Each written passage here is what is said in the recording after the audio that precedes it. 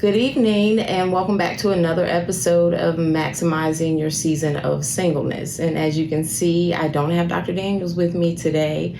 I have Tamara here with me, so we're going to do some girl talk. We're going to have girl talk today. And today, what we're going to talk about is moving on past the hurt, finding closure, trying to understand how do we move on? How do we move past the past pain, the past hurt? How can we can't, one thing I know, we can't grow if we're always living in the past. So that's true. That's the biggest thing. So, and that's not always just with singles, but married couples as well, just anyone in general. But what I will say is this, as far as a single is concerned, if you want to maximize your season of singleness, then you do have to find a way to find that closure. Yeah. So what do you think about that? Have you ever had a situation to where maybe in a relationship you didn't necessarily get the closure you desired, and was it hard for you to move on? When I was younger, if I looked at it that way, yes. Okay. As I got older, I understood it differently. Because I understand that closure is a person looking for resolution. That's right? So true. That's you seeking answers because you feel like there's a rejection or there's some type of anxiety that's causing you not to be happy. But as I got older, I began to understand that the closure is just me being satisfied. Wow. That is so true. And see, you just spoke life into me already. Just that quick. Okay. But see, I never really thought about it in that way, looking for a resolution. And that is so true. That's exactly what's going on, especially when you're dealing with anxiety. Yes. You're looking for a solution. You want to know why. Right. And how can we fix this to move forward. Right. When actually sometimes it just can't be fixed. Right. It can't be. And that's the whole point. And I think that's why some people just walk away. They don't give you the closure that you need, that some people desire, because there is no resolution. And sometimes they don't know how to give you the closure, and it requires them looking deeper at themselves as well. So I understand that. My perspective on it is a little bit different, just from my experiences. Okay. Like, as far as resolution, I think that there can be resolution. I just believe that my resolution may be different than somebody else's resolution, because with the closure, what prevents the person from moving forward is sometimes not getting the answers that they think that they need. Yeah. That's why the answer really is being satisfied with oneself. So what comes into play with that is value and worth. Yes, because value and worth are two different things, right? Ma'am. Even though people sometimes think that the words are interchangeable, but they're not. Nope. So value is where I place importance on something. And worth is when I see greatness. Okay. Right? So what happens when people experience loss, right, and it's hard for them to move forward, is because of the value that they associate with the loss. Yeah. The loss could be the person, it could be a place, or it could be a thing. Yeah, that's so right. In that perspective, it makes people think that it's hard to move on. But if I recognize it's the value and the worth that I must assess within myself, right? Meaning that I have to know that I'm important, that's right? And that I'm great, and it wasn't these things that added to me. It's the things that I have within myself that I'm able to move forward and find some sort of functionality in the situation. Wow. That just kind of sums it all up right there. But you're right, value and worth. There are two different things. Dr. Dames and I did a podcast on that in the past. So there is a difference. And like you said, there's a specific resolution that we're all looking for to give us that closure, kind of to just tidy things up or tie things up, neatly, so to speak. But is there really a neat way to tie things up when you're ending, let's say, a relationship? And it's not always, like you said, it's not always a relationship. Right. People, when it comes to jobs or just different things, they can't find the closure that they need in order to move forward. Right. And I can say for myself, when it comes to relationship, when I was younger as well, and I've heard people say that if you're in a relationship for a certain amount of time, however long you're in this relationship, it'll take you double that time to get over it and move past it. And I was like, no, that's not true. But it can be true, just depending on how you look at things. I think it depends on how invested you are in the Yeah. relationship, because relationship is your connection with people. It is. Right? So a relationship could be a coworker. A relationship could be a church member. So it extends far beyond just the intimacy. Exactly. Right? So it really depends on how you view the role of that person in your life. Yeah. And what you made that person in your life. The importance you gave them. Yep, that's right. And I think one thing we have a habit of doing is kind of managing the mess or holding on to it, so to speak. Yeah. And I have witnessed in others, and like I said, as far as myself, I can relate as far as relationships, but there are some people that deal with childhood trauma and things like that. And I can't necessarily speak on that, but I know anything is difficult, depending on the type of childhood trauma. It's difficult for some people to let go. Right. And I've also noticed what some will do is they're holding on to the bitterness, to the pain. They can't let go. Right. So what they'll do is maybe hold someone else hostage, say if it's a parent per se. Because maybe if something happened with the parent, they ended up on drugs or something just really unfortunate, and then some negative things happened with the children as they were growing up, if they were placed in foster care, things like that, and they're holding on to this hurt and pain, angry at the parent, and then they'll just continue to hold the parent hostage. Even if the parent has apologized, I'm sorry, how can I make it better? Right. And they don't want to let go. So we have to also recognize when other people are holding us hostage and forgive ourselves and move forward also for the things that have happened. But again, it goes back to satisfaction. It does. You have to be satisfied within yourself and satisfied with the answers that you get. That's it. Even though they may not be the answers that you need or want. Yeah. And I will say the way to get those answers, we really have to take a time out and take a look within at ourselves. Yes. And we have to seek God for healing. Yes. And a lot of people don't know how, or they may say, well, I prayed about it. But it takes more than just one or two prayers. You actually have to establish that relationship with God in order to receive the healing that you need. Yeah. Yeah, because it's like once you receive that healing, you can then look at the other person and you will begin to understand why you didn't get the closure that you needed. Even though you won't need it at that point, but things will start to make sense. Things will become clearer to you. And I can honestly say that for myself now, looking back in certain situations, why I didn't get the closure that I needed. Some people just can't give it to you. And then we have to also recognize, don't take it personal. Well, it is personal. It is personal, but it's personal. But when I say don't take it personal, it's to understand that everyone is not meant to be, depending on the reason for the relationship. Right. And we have to recognize, maybe like they say there's a reason or a season or, reason or season or a lifetime. Look at the reason for the relationship. Take from it what God intended it to be, if he even intended it to be. Yeah. Because sometimes we try to force things. Right. That is interesting, because you are correct that there are some times that we try to hold on to things that God has torn apart himself. Exactly. Or we try to rebuild things that were never intended to be that way, because we want to shape our own destiny sometimes. We do. And there's a plan that's laid out that we're supposed to follow. And so I think part of the heartburn that we feel sometimes is when things happen outside of things that we feel like we can't control. Exactly. So when control becomes the operative, anxiety creeps in. It does. And it breeds fear.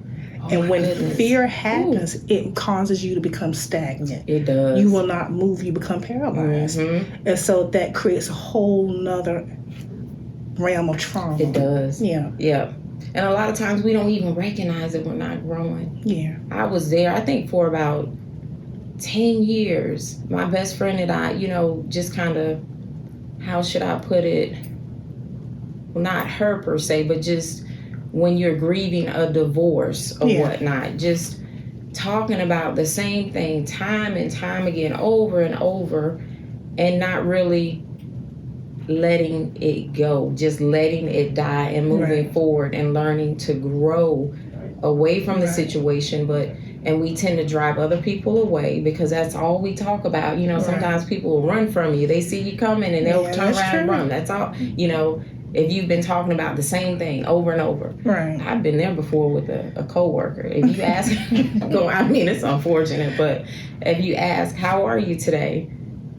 And then they start talking about the divorce that they went through a couple years ago, and you're like, wow, why did I ask that person how they were doing? But, you know, you really wanted to know how they were doing, but we just don't recognize that, hey, it's time to move on. It's time to let this go now and move forward with your life, because you're missing out on things that God has for us, and just things that we need to do, you know, enjoying life. Let me ask you a question, since you said that you experienced that when you were going through your divorce.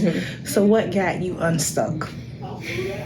The fact that I recognized time had just been going on and on. And honestly, I was sick of it. I was really sick of it. And I started to recognize that every time I called home to talk with my parents or a family member, you know, and they want to know how the kids are doing and how such and such, then I would bring something up. This happened, that happened.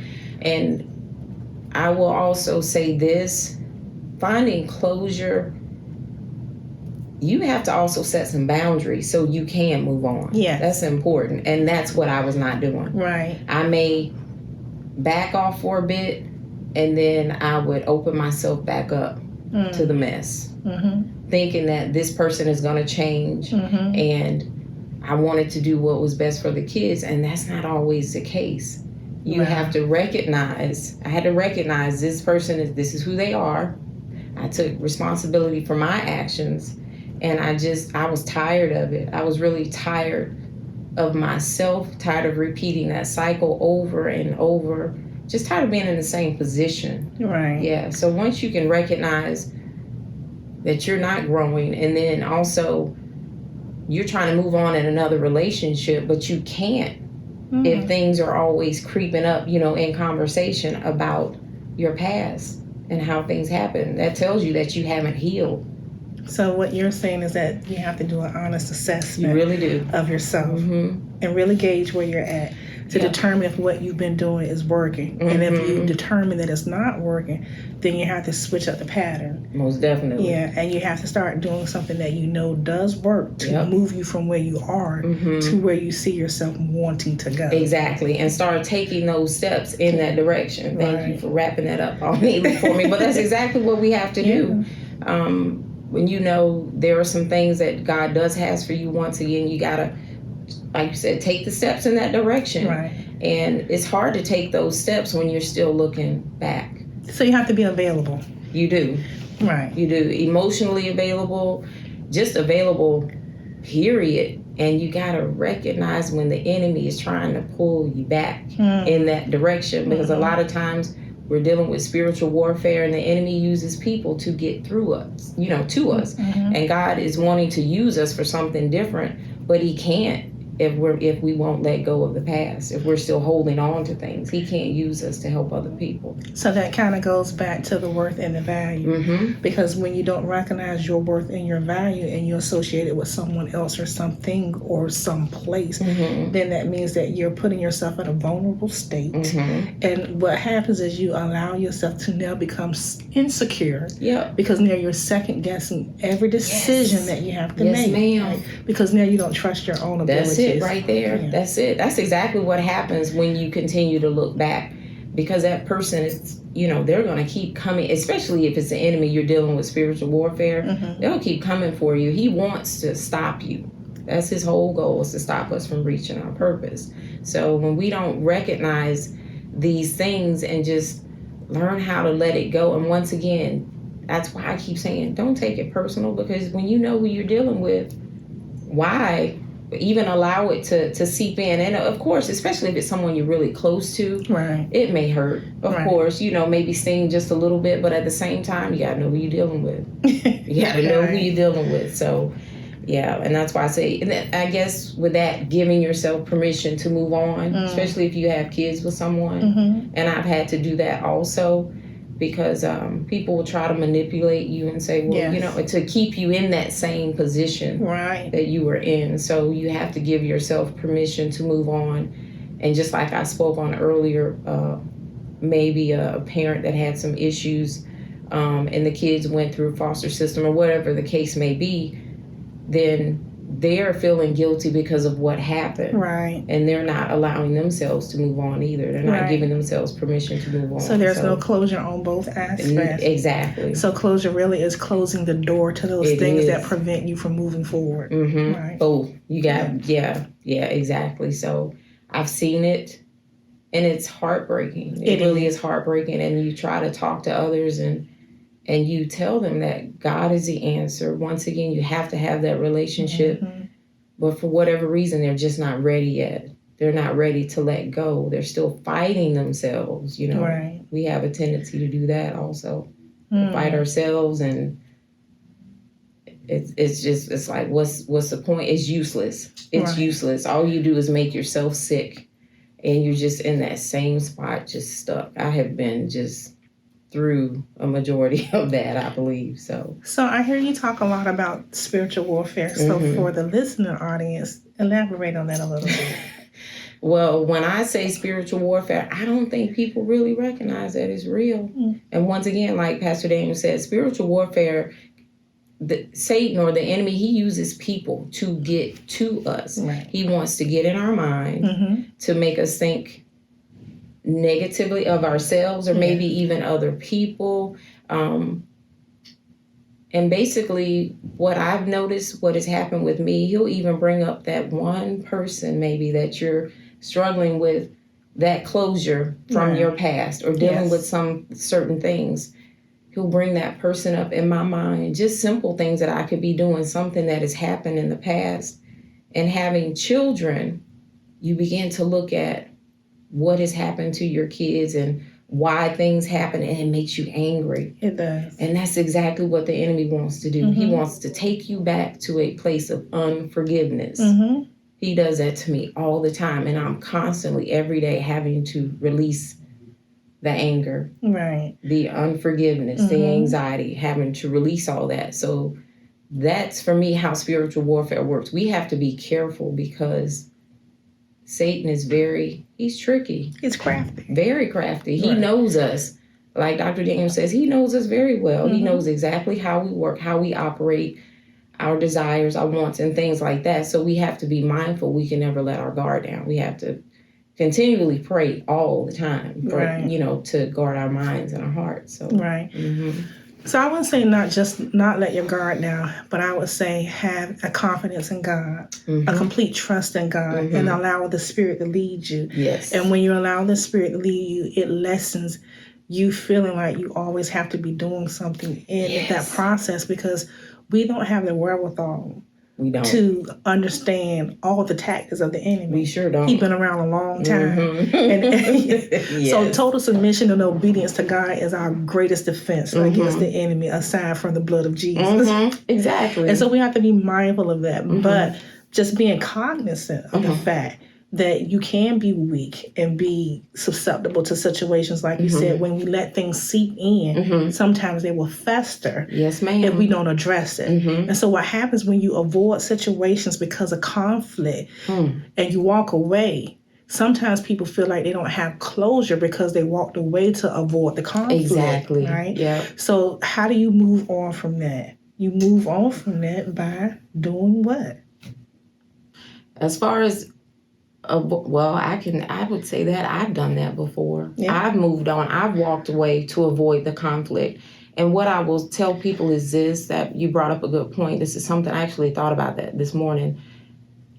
When you're dealing with that, don't look at it as this person doesn't care about me. Right. They walked away.